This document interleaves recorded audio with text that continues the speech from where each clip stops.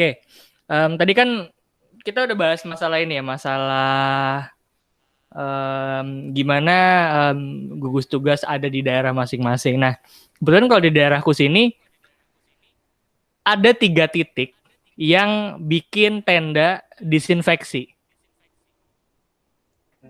Sekarang kan hampir banyak banget tuh disinfeksinya yang disemprot di jalan juga Surabaya itu banyak banget. Bahkan Banyak. ada di jalan deket apa ya yang kalau ke kanan itu ke arah TP yang lurusan dari Monumen Bambu Runcing itu apa ya? Arah Darmo itu arah Basuki Rahmat. polisi istimewa. Itu kan di tengah-tengahnya itu kan ada itu ya, ada pagar ya. Nah, Iya, di heeh. pagarnya itu ada semprotan disinfeksi. Di pagar. Iya, di pagar di tengah-tengah jalan. Jadi kan ada Heeh, pot-pot bunga. Di tengah-tengah itu ada heeh. ada semprotan. Nggak mungkin kalau itu bukan semprotan bunga karena sebelumnya nggak ada. Kemungkinan besar itu adalah disinfeksi. Nah, Terus itu nyemprot sebetulnya apa? nggak tahu mungkin kalau aku sih nyoba deketin sih memang kan nasi, tapi kalau ke tengah ya ke tengah jalan lagi nggak akan kena. Nah, sekarang pertanyaannya adalah sebetulnya seberapa gini, disinfeksi itu memang disinfeksi yang ada di jalan-jalan gitu ya atau di gang-gang itu apakah itu ampuh untuk menghilangkan virus COVID di tubuh atau di motor mungkin? Oh, enggak Secara ya. kimia ya, secara kimia ya. Oh, cara kimia. Ya secara secara secara farmasi gitu maksudnya. Kalau Disinfeksi. strukturnya SARS-CoV-2 ini kan, jadi kan ada virus itu kan materi genetik istinya. Terus dia punya pembungkusnya masing-masing. Kalau untuk SARS-CoV-2 ini kan dia masuk ke dalam keluarga coronavirus ya, coronavirus. Nah, pembungkusnya coronavirus ini sebenarnya sangat lemah kalau udah kena sabun atau sesuatu yang bisa melarutkan lemak. Jadi kalau dia sudah larut, pembungkusnya itu sudah larut, jadi virusnya bakal mati. Karena materi genetiknya sudah tidak terlindungi lagi. Dan dia nggak bisa Hmm. masuk ke dalam sel, berkembang biak, dan lain sebagainya itu udah nggak bisa. Kalau untuk disinfektan itu gimana? Mungkin kamu ada Hmm, itu lagi. oh ya. Jadi disinfektan itu merupakan cairan yang digunakan untuk mencegah mikroorganisme untuk tumbuh. Kedengeran nggak? Iya, kedengeran, Kedengeran? kedengeran. Ya. Banyak sekali disinfektan yang ada di pasaran. Salah satunya adalah klorin. Klorin merupakan disinfektan yang memang itu berbahaya, tetapi memang ampuh untuk membunuh mikroorganisme. Nah, untuk disinfeksi dari beberapa gimana ya, disinfeksi yang sering digunakan untuk masyarakat sendiri itu sebenarnya sudah ada ketetapan di WHO. Jadi ada 20 ml untuk cairan pel atau misalnya SOS atau Hmm. Wipol itu Hmm. untuk 1 liter air bersih. Nah, itu biasanya digunakan untuk disinfeksi. Itu sederhananya. Ya. Tetapi Hmm. untuk dari fungsi disinfeksi yaitu untuk membunuh mikroorganisme. Begitu.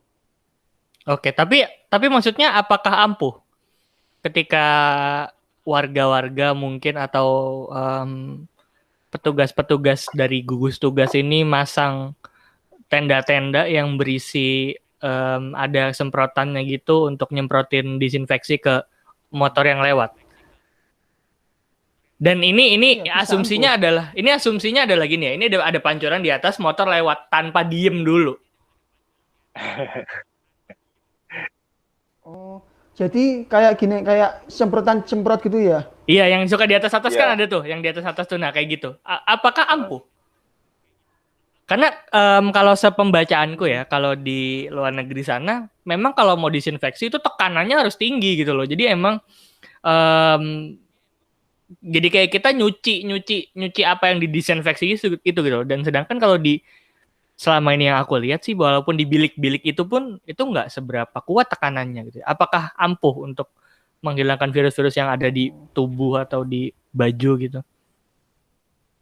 oh, saya salah interpretasi berarti. Saya kira itu kayak kayak bisa kayak bilik disinfeksi di tempat-tempat pemerintahan gitu. Menurut saya kalau hanya semprotan biasa itu menurut saya masih belum efektif dalam hal pengatasan virus corona.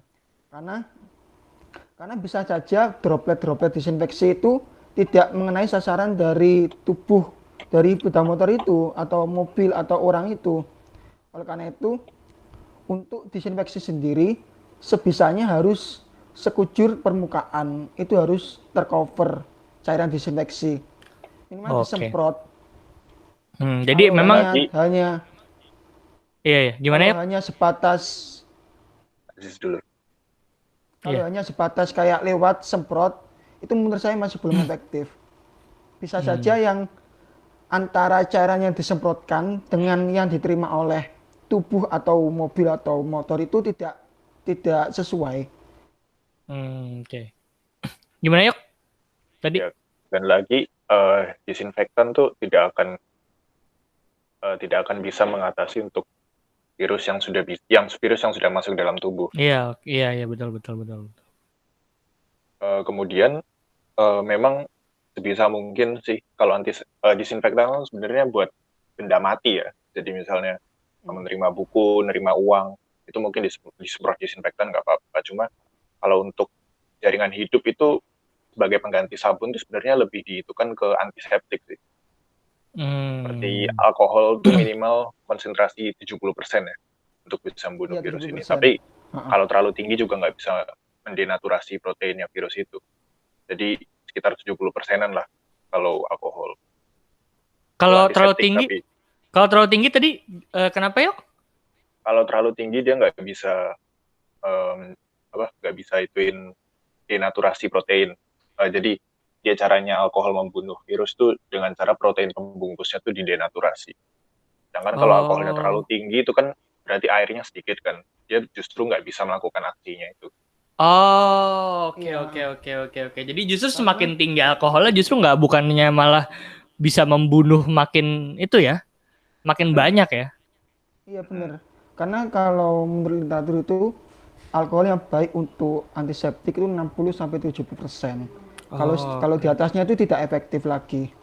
Oke, karena memang nggak ada berarti airnya kan dikit ya kalau misalnya semakin tinggi kandungan alkoholnya ya. Iya benar. Oke. Berarti kalau misalnya memang disinfeksi itu memang ampuh ya sebetulnya untuk menghilangkan droplet yang ada di pakaian dan lain-lain itu ya. Karena makanya kadang-kadang kan ada tuh yang dijual tuh semprotan disinfeksi yang memang semprotannya itu kayak semprotan anti nyamuk gitu. Jadi itu memang bertekanan tuh. Itu berarti ampuh tuh ya kalau yang gitu tuh ya. Iya, tapi buat di benda mati. Iya betul, di benda mati. Berarti kuncinya adalah di tekanannya dan di zat kandungannya di disinfeksi itu ya. Nah, kandungan. Nah, terus sekarang kita masuk ke virus COVID ini sendiri. Sebetulnya apa sih penyebabnya yang kenapa virus ini bisa semasif ini penyebarannya? Karena kan sebetulnya sepembacaan kan ini kan awalnya influenza ya, virus influenza ya. Termasuk virus influenza. Termasuk virus corona. Iya, kenapa bisa semasif ini? Gini, yang pertama virus corona ini itu sangat mudah beradaptasi di lingkungan. Oleh karena itu banyak sekali virus corona itu yang memang banyak strain atau banyak jenis. Kayak misalnya spesies di Wuhan sama spesies di ITD sama spesies di Jerman itu beda dari struktur genetik dari virus corona. Itu yang menyebabkan dia mudah beradaptasi dan juga mudah menginvasi sel. Terus yang kedua, virus corona itu mengapa sangat masif? Karena mungkin udah dijelaskan juga di episode sebelumnya ya. Karena virus corona itu mempunyai spike protein atau gimana ya? Iya, bentuknya iya. Buat nempel itu ya. Karena spike protein itu fungsinya itu untuk kayak penetrasi sel melalui ACE inhibitor sama apa yuk satu lagi TMPRSS2. Enzim TMPRSS ya. Itu buat membantu. Membantu apa yuk? membantu supaya penetrasi bisa sel. nancep. Oh, oke. Jadi kuncinya biar nempel tuh di situ ya. Iya ya. Itulah yang Oke. menyebabkan dia itu sangat masif. Lalu yang kedua, mengapa dia sangat masif itu karena dia itu dapat menyebabkan sel itu hiperreaktif imunitas, atau mungkin yang disebutnya itu gimana ya, badai sitokin. Mungkin sudah jelaskan di episode sebelumnya ya, yang masalah polisi itu. Iya. Ya, itu. Yang jadi terlalu kebanyakan, justru malah imunnya bingung karena kebanyakan gitu ya.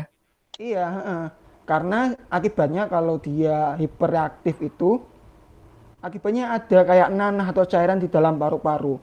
Karena hasil kayak metabolisme dari sel hidup itu. Akhirnya di cairan itu yang menyebabkan paru-paru itu berat. Akhirnya pasien yang COVID itu dia terkena yang namanya susah bernapas. Sehingga diberikan ventilator untuk membantu itu. Kayak gitu. Terus yang kedua, mengapa dia sangat masif atau sangat rentan? Karena kebanyakan orang-orang Indonesia itu sangat tidak patuh terhadap penyakit. Hipertensi digasak, diabetes digasak, kayak gitu ya. Karena banyak komorbid, banyak penyakit komorbid yang menyebabkan infeksi virus corona itu semakin tinggi. Salah satunya adalah hipertensi dan juga diabetes. Mengapa? Karena hipertensi itu darahnya tinggi. Nah, tanda-tanda darah tinggi itu dikarenakan reseptor ACE2 itu sangat tinggi di permukaan. ACE2 itu angiotensin converting enzyme. Paham nggak? Tidak paham dong, tentu saja. Nah, udah ya. Nah, karena tandanya seperti itu sehingga orang hipertensi itu rentan terhadap virus corona. Terus yang kedua diabetes. Diabetes ini pengaruhnya itu terhadap fungsi ginjal. Karena orang diabetes itu rata-rata fungsi ginjalnya juga rusak rata-rata. Karena memang sirkulasi darah juga sangat terhambat dan juga darah itu kental. Karena fungsi ginjal terhambat, maka ACE2 juga akan semakin tinggi. Oleh karena itu, orang diabetes itu juga rentan terhadap virus corona. Terus yang terakhir, mengapa virus corona itu semakin tinggi? Itu mungkin out of topic ya. Tetapi literasi yang rendah itu juga berpengaruh terhadap masifnya virus corona. Karena masyarakat itu tidak tahu bagaimana cara mencegah, bagaimana cara penanganan pertama, lalu bagaimana tanda-tandanya, sehingga orang berpikiran awal-awal dari virus corona itu demam tinggi. Orang-orang berpikiran pasti, oh ini demam, oh ini panas. Ternyata pada saat 5 hari 6 hari dia sesak napas, akhirnya dia COVID. Kalau orang tahu kalau ada kondisi seperti ini, orang panas sedikit pasti dia akan langsung kerujuk ke rumah sakit. Apakah ini COVID, apakah ini panas, atau apakah ini gimana? Kayak gitu. Karena kemarin saya baca juga ada berita juga orang di pasar lebih tepatnya takut ketika mau dites. Sugesti itu supaya dia negatif. Iya, padahal kan maksudnya ya kalau misalnya memang ketahuan kan malah bagus ya. Jadi dia nggak menularkan ke keluarganya, nggak bisa dikasih penanganan lebih lanjut. Yoga mungkin ada tambahannya? Kalau dari aku sih kenapa bisa masif ya. Pertama itu kan kalau kita lihat dari virusnya ini sendiri itu kan diduga virusnya ini kan berasal dari lompatan dari satwa liar dari binatang ke manusia atau disebut zoonosis. Kalau tidak salah itu tahun 1970-an itu pertama kali coronavirus itu dibawa sama kelelawar. Kemudian SARS-CoV-1 yang tahun 2002-2003 itu dibawa sama apa nggak tahu. Kalau MERS itu dibawa sama unta. Kalau yang ini, yang SARS-CoV-2 ini diduga dibawa oleh kelelawar atau terenggiling, pangolin. Itu kan dua-duanya itu kan mungkin makanan yang eksotis ya di Wuhan sana. Ini masih dugaan ya?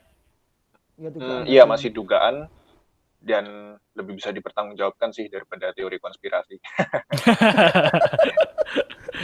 Iya, ya, Nggak terus. adil. Ya, dan ternyata setelah eh, kalau dia di binatang lama, di terenggiling atau di kelelawar itu kan dia tidak menyebabkan patogen kan, dia tidak menyebabkan terjadi gangguan seperti di manusia. Ternyata ketika loncat ke manusia, dia bisa mendapatkan lingkungan yang sangat pas dengan cara hidupnya, yaitu dengan masuk lewat reseptor S2 yang tadi sudah dijelaskan, kemudian berfusi ke dalam sel epitel di paru-paru, kemudian dia membajak sintesis protein yang terjadi di situ untuk memperbanyak dirinya sendiri. Nah, kemudian faktor kedua menurut saya adalah manusia itu jumlahnya ada 7 miliar kan, banyak banget, dan mobilitasnya sangat tinggi di era sekarang ini. Mobilitasnya sangat tinggi, kemudian virus ini bisa menyebar lewat droplet. Nah, droplet ini kan bisa tersebar ketika kita ngomong, tatap-tatapan ngomong tuh bisa kesebar, kemudian dari ngucek-ngucek hidung pakai tangan gini itu juga bisa kesebar, kemudian kita berjabat tangan, terus mungkin berciuman, mungkin itu jadi Ini jadi kontak-kontak fisik gitu ya. justru sangat mendukung buat virus ini bisa berkembang biak dengan baik daripada di reservoir sebelumnya. Jadi kira-kira kalau menurut saya sih begitu. Oke. Jadi tadi Ajis udah sedikit nyinggung tentang hubungannya penyakit penyerta atau komorbid ke orang-orang yang positif COVID itu berarti memang orang-orang yang punya penyakit penyerta atau komorbid ini lebih rentan ketika positif COVID. Iya, benar. Oke. Terus terkait ini prevalensi dari si COVID ini, gimana kira-kira? Mas Yuga dulu aja ya. Kenapa? Mas Yuga dulu aja, Mas Yuga. Oh, Kalau yoga. prevalensi ya, prevalensi itu definisinya apa ya, Mas? biar nggak salah. Misal. Ayo definisi prevalensi. Ini mesti saya cari juga nih. Ya, kan Mas kan sastra Indonesia kan. Oh ini, jadi kalau di Wikipedia prevalensi itu adalah proporsi dari populasi yang memiliki karakteristik tertentu dalam jangka waktu tertentu. Oke. Jadi Populasi kaitannya. ya, jadi terkait dengan populasi. Untuk sejauh ini gimana ya? Kalau proporsi itu sepertinya hampir sih berimbang antara pria dan wanita, cuma agak lebih bandulnya tuh lebih mengarah ke pria sedikit lebih banyak. Kalau untuk pria lebih banyak ini mungkin penyebabnya bisa pertama karena aktivitas fisiknya lebih banyak, kemudian pria juga banyak yang merokok sehingga ekspresi S2-nya lebih banyak, dan juga yang terakhir tuh enzim TMPRSS2 ini kan hubungannya sama hormon androgen. Hormon androgen ini kan lebih berlimpah pada pria, jadi itulah kenapa pria lebih rentan terkena untuk infeksi ini. Kalau untuk prevalensi itu segitu. Kemudian sampai sekarang tuh di dunia ini mungkin sudah hampir 10 juta kali ya infeksinya dalam waktu berapa? 6 bulan ya. 6 bulan untuk 10 juta. Dan dari 10 juta itu yang meninggal tuh berapa ya? Saya belum cek sih datanya yang meninggal berapa. Cuma memang angka kematiannya, angka case fatality rate-nya itu tidak begitu besar. Cuma penyebarannya yang sangat mudah itu justru memperbesar angka kematiannya di kemudian hari gitu sih. Oke. Ajis mungkin? Ini aku baru cari terkait prevalensi coronavirus itu. Kalau di dunia menurut 25 Juni itu sekitar 9.296.292 orang yang terinfeksi. Sedangkan untuk yang 9 meninggal juta belum 10. Itu hampir, untuk 25 Juni. Iya, hampir 10. 9,95 juta. Lalu untuk yang yang meninggal itu sekitar 500 lah ya, 500 ya, hampir 500.000. Iya benar. Berarti kalau dari 10 juta, anggaplah ya ini dari 10 juta em, yang positif, lalu fatality rate-nya adalah 500.000, apakah itu termasuk tinggi?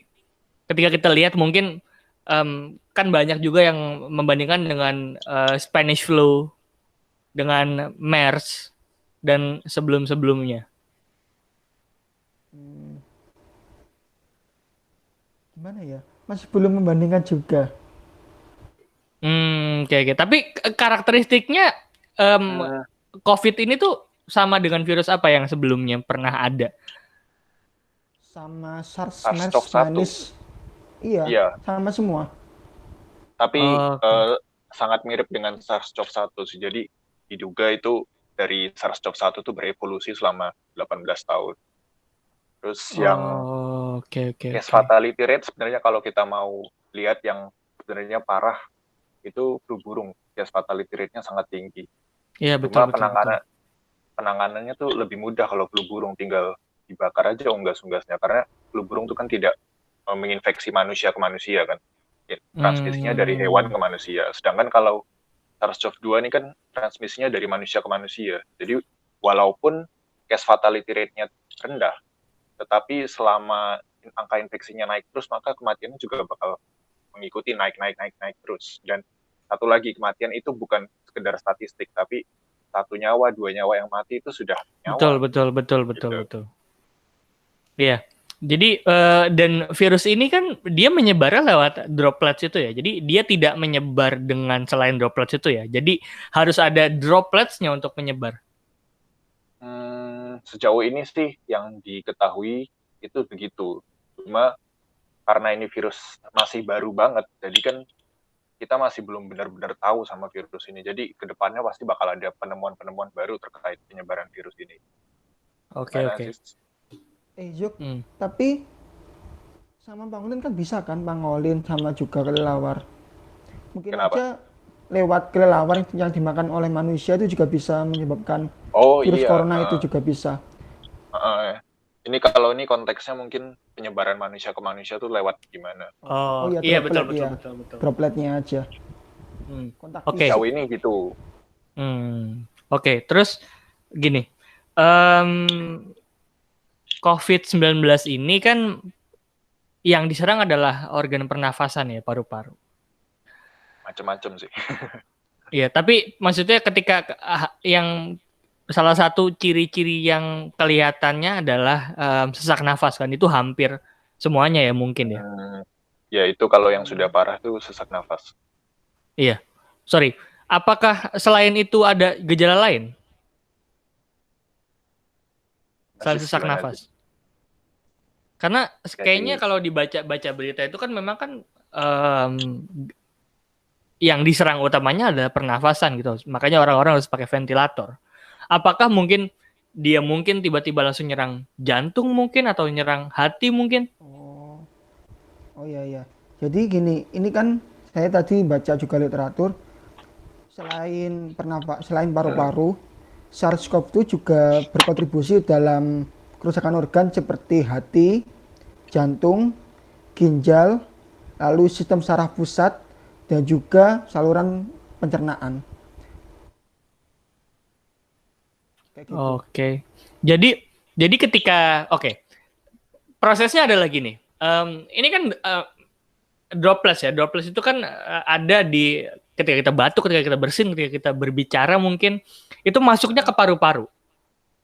lewat hidung. Lewat Iya, udara. lewat hidung. Iya, Iya, masuknya lewat udara. ke paru-paru kan ya. Iya, heeh. Nah, terus Hmm. apakah virus ini langsung menginfeksi tempatnya di paru-paru atau dia mungkin bisa aja menyebar dulu ke hati, ke jantung, jadi nggak di paru-paru? Di paru-paru terlebih dahulu. Jadi tadi kan udah jelaskan sama Yoga bahwa kalau virus itu sudah nyaman tepatnya, mereka berkembang biak terlebih dahulu, lalu dia bisa terdistribusi merata di seluruh organ.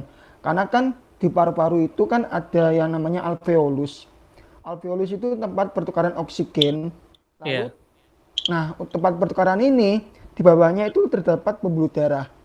Nah, pembuluh darah itu yang mungkin bisa memasukkan oksigen yang berisi coronavirus itu ke seluruh tubuh. Sehingga bisa saja Oh, oke oke oke oke oke. udara yang tercemar oleh virus corona itu juga nempel di jantung, nempel di ginjal, nempel di otak, bahkan di saluran pencernaan kayak gitu. Ya, karena Oke oke ada oke oke. penemuan juga di pasien yang sudah meninggal itu virus itu ditemukan di berbagai organ, misalnya di ginjal. Oke oke Kemudian oke. yang kedua, reseptor S2 ini berlimpah, paling berlimpah itu pertama di paru-paru, kemudian di jantung, di ginjal, dan di usus, di saluran pencernaan. Makanya kalau di Indonesia itu kan banyak orang yang kelihatannya diare ternyata kena SARS-CoV-2, kena COVID-19 ini. Oh, oke oke Dan oke oke malah oke. ada penemuan baru tuh, virus ini juga ditemukan di air mani. Air mandi. Iya. Oh, oke oke oke oke. Jadi Ya. em, virus ini sebetulnya nggak cuman ibarat katanya bermukim di paru-paru aja, jadi dia bisa nyebar kemana-mana sebetulnya ya. Iya. Jenazahnya kan juga harus pakai COVID juga. Iya iya Kan iya ada itulah. yang Sidoarjo itu yang 13 orang yang kena COVID gara-gara memakamkan tanpa ada prosedur COVID itu. Oke oke oke oke. Makanya Iya. orang menganggapnya ketika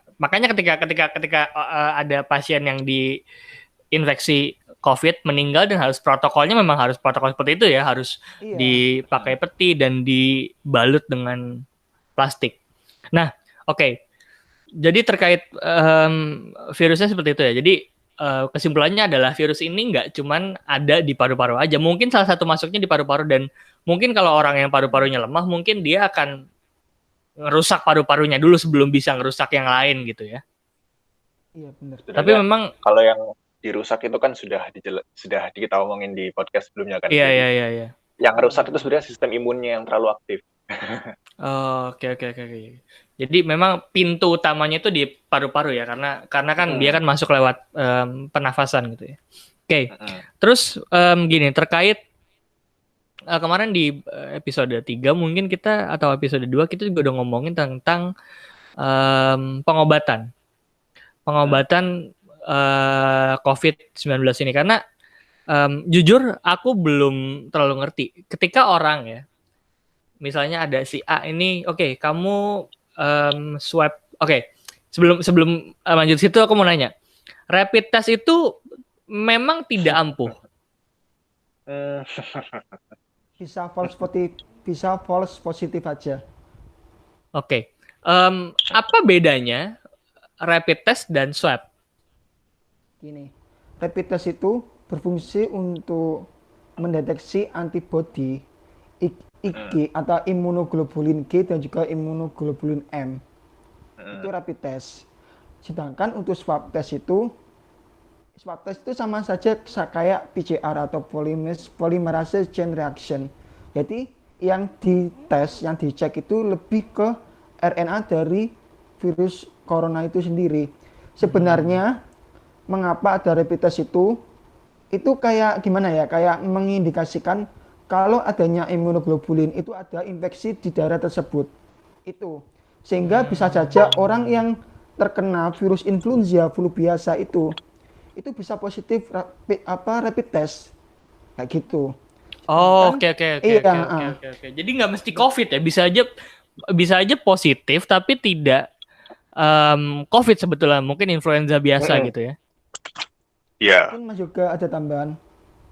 Jadi rapid test itu benar, cuma buat mendeteksi antibodi, dan banyak kadang tidak hanya false negatif tapi juga false positif ya. Kalau false positif tadi seperti orang yang dapat infeksi lain tapi mengembangkan imunoglobulin itu sehingga dinyatakan COVID, padahal belum tentu. Kalau false negatif itu bisa jadi tubuhnya itu masih dalam masa lag ya, masih sistem imunnya masih mempelajari virus yang baru masuk Oh, itu. oke oke oke oke oke. Jadi belum sempat membentuk imunoglobulin yang diperlukan. Jadi kelihatannya masih negatif padahal dia sebenarnya sudah terinfeksi. Dan yang kedua, swab test. Swab itu kan diambil dari cairan di saliva ya, di ludah. Itu kan swab test itu adalah metode pengambilan sampelnya. Jadi dari sampel yang sudah didapatkan itu dilakukan tes PCR. Nah, tes ini adalah gold standard yang ditetapkan oleh WHO. Kenapa? Karena tujuan dari PCR ini adalah deteksi RNA yang tersisa. Jadi kan ketika virusnya masuk, dia membajak mesin sintesis proteinnya manusia yang ada di paru-paru kan. Nah, ketika dia membajak, itu tidak semua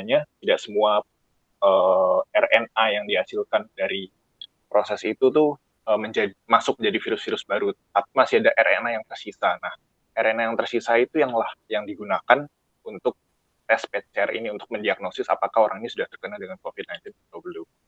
Oh, oke. Jadi analoginya adalah gini ya, kalau misalnya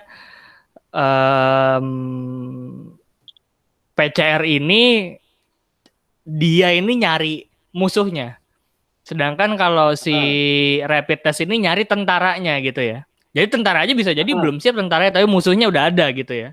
Wah, iya. Tuh, bisa. Jago Mas bikin analogi nih. Iya, saya jago gitunya doang, saya ilmunya nggak ada emang. 3 kali benar semua loh analoginya.